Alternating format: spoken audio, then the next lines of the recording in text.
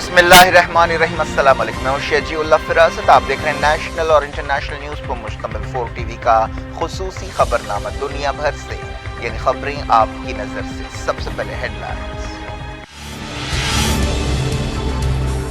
Biden نے Nitin Yahoo سے کیا ناراضگی کا اظہار، کہا وائٹ ہاؤس نہیں بلاؤں گا، اسرائیلی شہریوں کی طرح مجھے بھی فکر ہے۔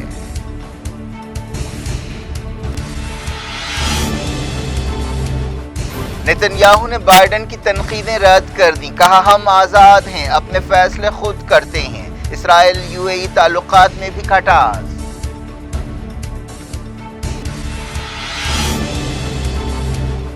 اسرائیل میں فلسطینی ورکرز کا استحصال، ایک سال میں 93 موتیں، انٹرنیشنل لیبر آرگنائزیشن تحقیقات کرے گی۔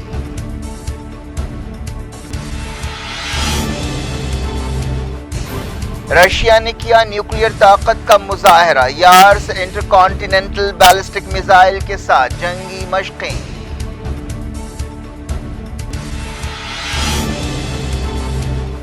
عامر عبداللہیان کی سرجی لاوروف سے ملاقات، کہا ایران رشیا تعلقات کسی کے خلاف نہیں، فوجی تعاون بڑھائیں گے۔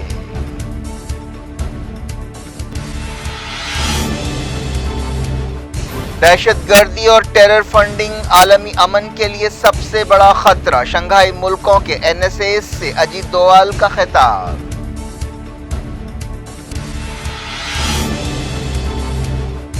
امرت پال پنجاب واپس آ گیا، سرنڈر کر سکتا ہے، انٹیلیجنس رپورٹ سے ہلچل، پولیس کی گھر گھر تلاشی۔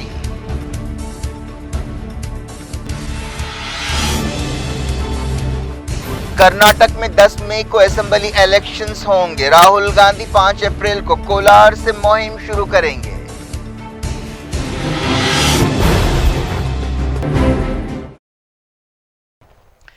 ہیڈ لائنز آپ نے دیکھی، اب خبروں کی تفصیل کی طرف آپ کو لیے چلتے ہیں۔ امریکی صدر جو بائیڈن اور اسرائیلی وزیر اعظم بنجمن نتن یاہو کے درمیان لفظی تکرار ہوئی۔ ایسا بہت کم ہوتا ہے کہ امریکہ اور اسرائیل کے لیڈرز کے بیچ کسی مسئلے پر اس طرح کی لفظی جھڑپ ہوتی ہے۔ بائیڈن نے حال ہی میں اسرائیل میں عدالتی نظام میں تبدیلیوں کے منصوبے کی مخالفت کی، اب انہوں نے وائٹ ہاؤس کی طرف سے دباؤ کے الزامات رد کر دیے۔ بائیڈن نے کہا کہ وہ مستقبل قریب میں نتن یاہو کو وائٹ ہاؤس نہیں بلائیں گے۔ انہوں نے کہا کہ اسرائیل کے کئی شہروں کی طرح میں بھی فکر مند ہوں۔ نارتھ کیرولائنا میں میڈیا سے بات چیت کرتے ہوئے بائیڈن نے کہا کہ وہ امید کرتے ہیں کہ وزیر اعظم ایسے انداز میں کام کریں گے جس کے ذریعے وہ اصولوں پر سمجھوتا نہیں کریں گے۔ اس بیان کا نتن یاہو نے جواب دیا اور کہا کہ اسرائیل ایک آزاد ملک ہے اور اپنے فیصلے اپنے عوام کی مرضی کے مطابق کرتا ہے۔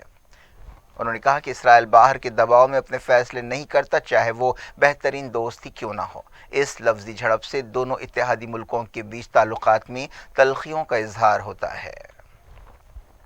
ایران نے کہا ہے کہ امریکہ کی طرف سے اسرائیل کی سیکیورٹی کے بارے میں فکر مندی کا اظہار کیا جا رہا ہے۔ ایرانی وزارت خارجہ کے ترجمان ناصر کنانی نے ٹویٹ کیا کہ اسرائیل واحد ادارہ ہے جس کی سنجیدگی سے امریکہ کو فکر ہوتی ہے۔ کنانی نے کہا کہ اسرائیل کے آقا کو اس کے بحران پر فکر ہے اور وہ صہیونی لیڈر سے کہہ رہا ہے کہ وہ جلد سے جلد سمجھوتا کریں۔ اسرائیل اور یو اے ای کے درمیان تعلقات میں بھی تلخیاں پیدا ہوتی نظر آ رہی ہیں، جس کی بڑی وجہ اسرائیل کی حکومت میں شامل کٹر وزیروں کے بعض بیانات ہیں۔ اسرائیلی وزیر فائنانس بیزلیل سموٹریچ نے حال ہی میں فلسطینیوں کے وجود سے انکار کیا تھا۔ ایکسپرٹس نے کہا ہے کہ اب تک اماراتی عہدیداروں نے ایک بیلنس بنانے کی کوشش کی۔ اسرائیل کے وزیر ٹرانسپورٹ میری ریگیو نے بھی ایک بیان دیتے ہوئے یو اے ای پر تنقید کی تھی۔ انہوں نے کہا کہ وہ حالیہ تجربے کے بعد کبھی یو اے ای واپس نہیں جائیں گی۔ ریگیو نے کہا کہ مجھے دبئی پسند نہیں ہے۔ بعد میں انہوں نے اپنے بیان کے لیے معافی مانگی اور الفاظ واپس لے لیے۔ یو اے ای نے اپنے ایک نمائندے کو اسرائیل بھیجا اور ان بیانات کے خلاف نمائندگی کی۔ اسرائیلی وزیر خارجہ ایلی کوہن نے نقصان کی بھرپائی کی کوشش کی اور ٹویٹ کیا کہ دبئی ایک بہترین جگہ ہے اور 1 ملین سے زیادہ اسرائیلی دبئی کا دورہ کر چکے ہیں۔ اسرائیل کے احتجاجیوں نے کہا ہے کہ وہ اس وقت تک اپنا احتجاج جاری رکھیں گے جب تک عدالتی نظام میں تبدیلیوں کا منصوبہ پوری طرح سے ختم نہیں ہو جاتا۔ بنجمن نتن یاہو نے پارلیمنٹ کے اگلے سیشن تک اس منصوبے کو ملتوی کرنے کا اعلان کیا ہے۔ इंटरनेशनल लेबर ऑर्गेनाइजेशन ILO ने इसराइल में फ़लस्तीनी वर्कर्स के इस्तेहसाल और उनके साथ गलत सलूक के इल्ज़ामात की तहक़ीक़ात शुरू कर दी है। फ़लस्तीनी लीडर्स ने इस सिलसिले में यूनाइटेड नेशंस के इदारे की एक फैक्ट फाइंडिंग कमेटी को एक दस्तावेज़ हवाले की, जिसके मुताबिक इसराइली फ़ौज ने 2022 में 93 फ़लस्तीनी वर्कर्स और इस साल 31 फ़लस्तीनी वर्कर्स को हलाक किया है। इस रिपोर्ट में तफसील से बयान किया गया कि किस तरह फ़ौजी चेक पॉइंट्स और सिक्योरिटी रुकावटों पर फ़लस्तीनी वर्कर्स का इस्तेहसाल किया जाता है। मगरबी किनारे से 1,70,000 फ़लस्तीनी और गज़ा से 17,000 फ़लस्तीनी इसराइल में काम करते हैं। उन्हें हर महीना वर्क परमिट के तौर पर उसकी फ़ीस के तौर पर 2,500 शेकल्स यानी $780 देने पड़ते हैं। इसराइल के कट्टर यहूदी तंजीम ने कहा है कि वो यहूदियों का आने वाला त्यौहार अक्सा में मनाएंगे। ये त्यौहार 5 अप्रैल को है। ऐसा अंदेशा है कि इस मौके पर ज़बरदस्त तनाव पैदा होगा। टेम्पल माउंट के नाम से बनाई गई तंजीमों ने पास ओवर त्यौहार अक्सा में मनाने और वहाँ पर जानवर ज़ुबा करने का ऐलान किया। उस दिन 14 रमज़ान होगी। रशिया ने एक जदीद इंटरकॉन्टिनेंटल बैलिस्टिक मिसाइल सिस्टम के जरिए जंगी मशक़ें शुरू की हैं। इन मशक़ों में हज़ारों सिपाही हिस्सा ले रहे हैं। इसे रशिया की तरफ से न्यूक्लियर ताकत के मुजाहरे के तौर पर देखा जा रहा है। रशिया की वजारत दिफा ने एक बयान में कहा कि जुमला 3,000 फ़ौजी और 300 आलात मशक़ों में हिस्सा ले रहे हैं। इनमें यार्स इंटरकॉन्टिनेंटल बैलिस्टिक मिसाइल भी शामिल है।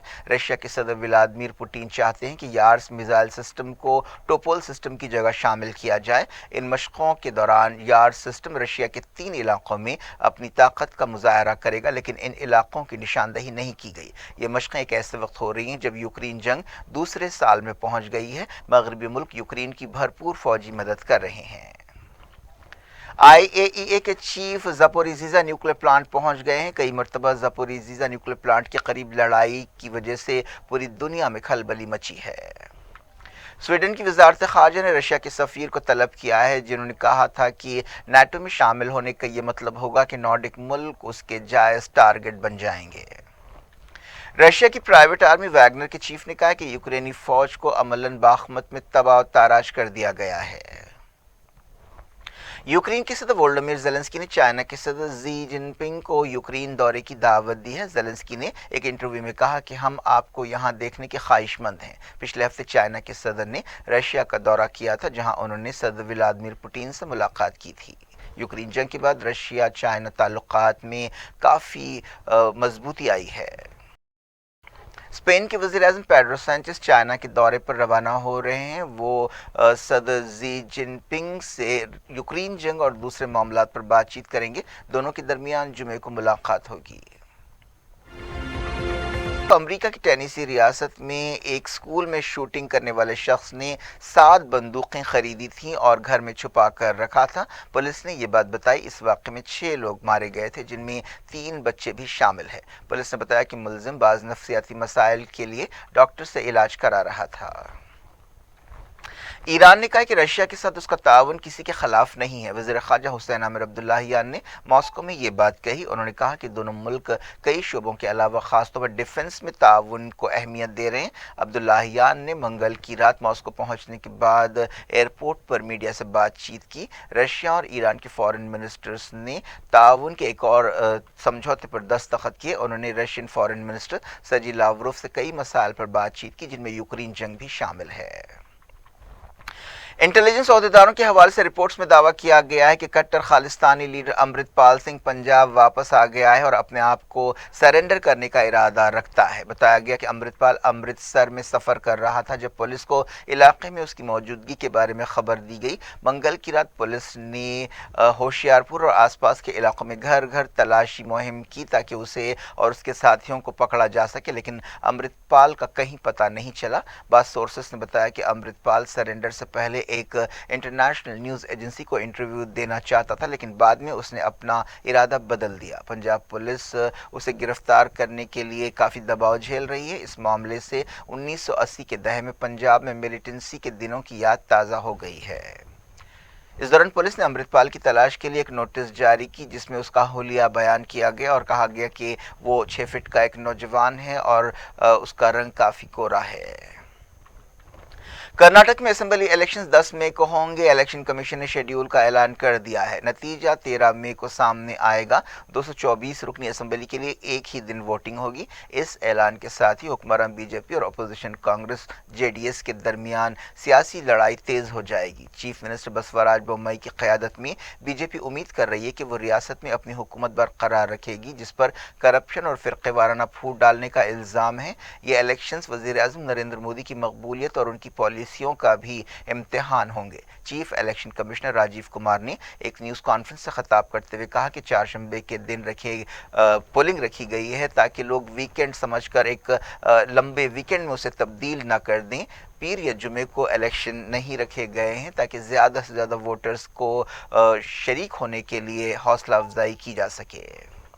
कर्नाटक में पिछले असेंबली इलेक्शंस में 2018 में हुए थे, जिसमें एक हंग असेंबली वजूद में आई थी। बीजेपी ने सबसे ज़्यादा 104 सीटें जीती थीं और सबसे बड़ी पार्टी बनकर उभरी थी, लेकिन वो मेजॉरिटी हासिल नहीं कर सकी थी। कांग्रेस और जेडीएस ने इलेक्शंस के बाद इत्तेहाद किया था, जिन्होंने तरतीबवार 80 और 37 सीटें जीती थीं और कुमारस्वामी की क़यादत में हुकूमत बनाई गई थी। लेकिन जुलाई 2019 में ये इत्तेहाद टूट गया और कई एमएलएज ने अपनी अपनी पार्टियों से इस्तीफ़ा दे दिया और बीजेपी में शामिल हो गए। इसके बाद बीजेपी ने हुकूमत बनाई। येदियुरप्पा उसके चीफ मिनिस्टर बने। जुलाई 2021 में येदियुरप्पा ने भी इस्तीफा दे दिया और बोम्मई ने उनकी जगह ली। कर्नाटक में इलेक्शन से पहले फिरक़ेवाराना तनाव भड़काने की कोशिशें की गई हैं। कर्नाटक हुकूमत ने मुसलमानों के लिए 4% रिजर्वेशन को बर्खास्त कर दिया है।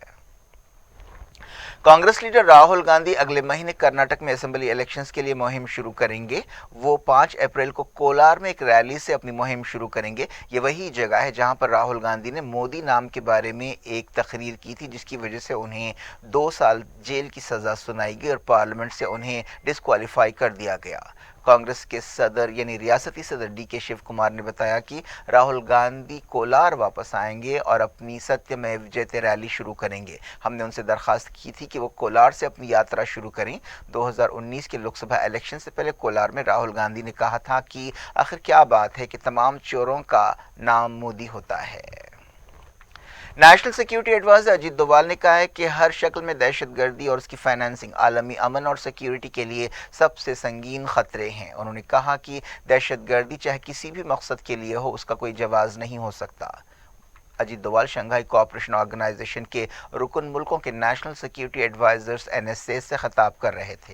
ये मीटिंग दिल्ली में हुई। डोभाल ने कहा कि India north south transport corridor और चाबहार प्रोजेक्ट के तहत अपनी जिम्मेदारियों को निभाने का पाबंद है। इस मीटिंग में सेंट्रल एशिया के मुल्कों के नुमाइंदों ने भी हिस्सा लिया। शंघाई कोऑपरेशन ऑर्गेनाइजेशन में India, China, Kazakhstan, Kyrgyzstan, Russia, Pakistan, Tajikistan और उज़्बेकिस्तान शामिल है।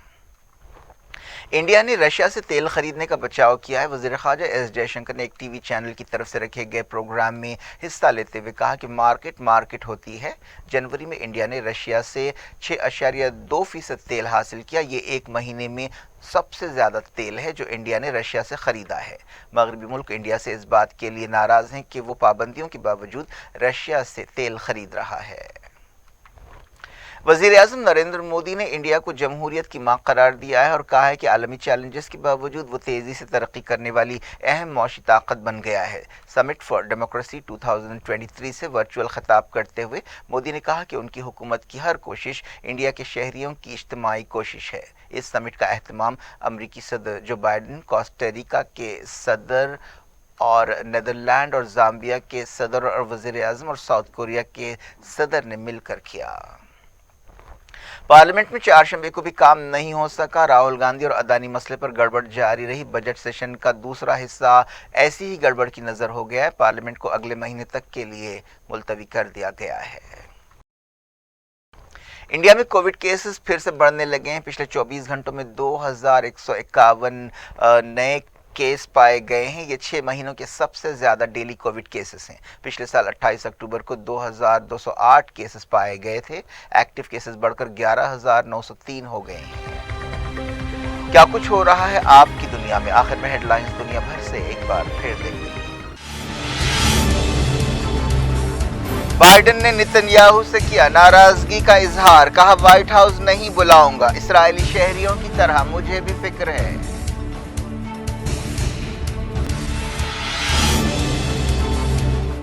नेतन्याहू ने बाइडन की तनकीदें रद्द कर दी, कहा हम आज़ाद हैं, अपने फैसले खुद करते हैं। इसराइल यूएई ताल्लुकात में भी खटास।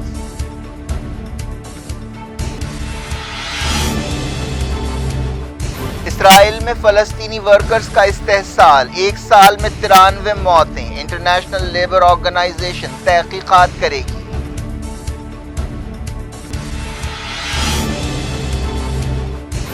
रशिया ने किया न्यूक्लियर ताकत का मुजाहरा, यार्स इंटरकॉन्टिनेंटल बैलिस्टिक मिसाइल के साथ जंगी मशकें।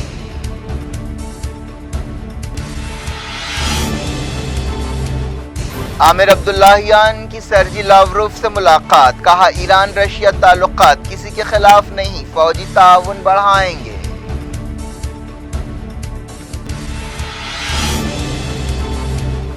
दहशतगर्दी और टेरर फंडिंग आलमी अमन के लिए सबसे बड़ा खतरा, शंघाई मुल्कों के NSA से अजीत डोवाल का खिताब।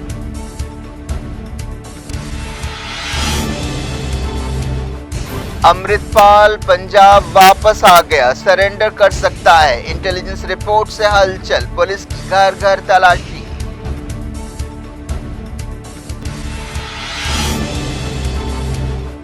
कर्नाटक में 10 मई को असेंबली इलेक्शंस होंगे, राहुल गांधी 5 अप्रैल को कोलार से मुहिम शुरू करेंगे।